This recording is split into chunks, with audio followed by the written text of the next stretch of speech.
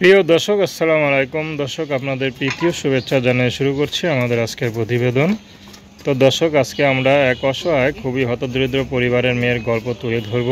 তো জানবো আপু কেন ইউটিউবের মাঝে আসলেন, তিনি কি বলতে চান। আপু আসসালামু আলাইকুম। কেমন আছেন? নাম কি আপনার?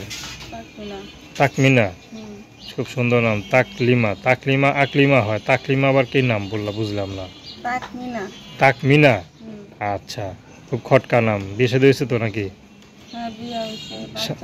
বাচ্চাও আছে। স্বামী কি নাম দিয়ে ডাকতে পারে? তাকলিমা বলে না আকলিমা বলে, কোনটা?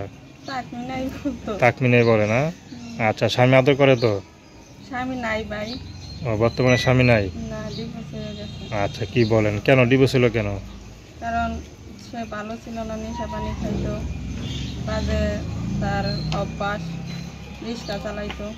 আচ্ছা, কারণ বাচ্চাটা নিয়ে এখন কষ্ট করতে অসহায় আছি আমি, তার জন্য ভাই প্রতিবেদন আইলাম।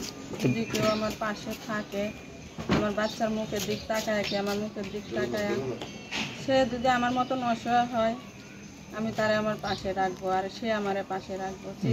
বিয়ে করছিলেন কি আপনার পছন্দের না পরিবারের পছন্দ? না, ফ্যামিলির থেকে দিছিল। আচ্ছা, পরিবারে এখন কে কে আছে? আছে বাবা মা আছে বয়স্ক, আর আমার একটা বাচ্চা আছে। আচ্ছা, বাচ্চা নিয়ে চলতে কষ্ট হয় না?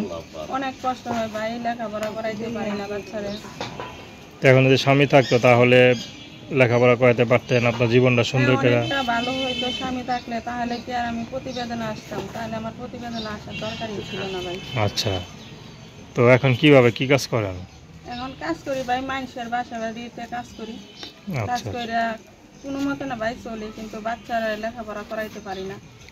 তো এখন আপনাকে যদি কোনো বিবাহিত বা কোনো রিক্সাওয়ালা পুরুষ বা ভ্যানওয়ালা এরকম কেউ বিয়ে করতে চায়, আপনি করবেন? হ্যাঁ, সে যদি আমার বাচ্চার দিক তাকায়, আমার দিক তাকায়, যদি সে আমার কষ্ট দুঃখ দূরে নেয়, তার কষ্ট দুঃখ আমি দূরে নিই। তো দর্শক, আপনারা তাকমিনা না শুনলেন, তার নাম্বারটা হচ্ছে 01770758924। আমি নাম্বারটা আবারও বলছি, 01770758924। তো দর্শক, প্রেম ভালোবাসা সাহায্য সহযোগিতা বিয়ে শাদী করা একান্ত আপনাদের ব্যক্তিগত ব্যাপার।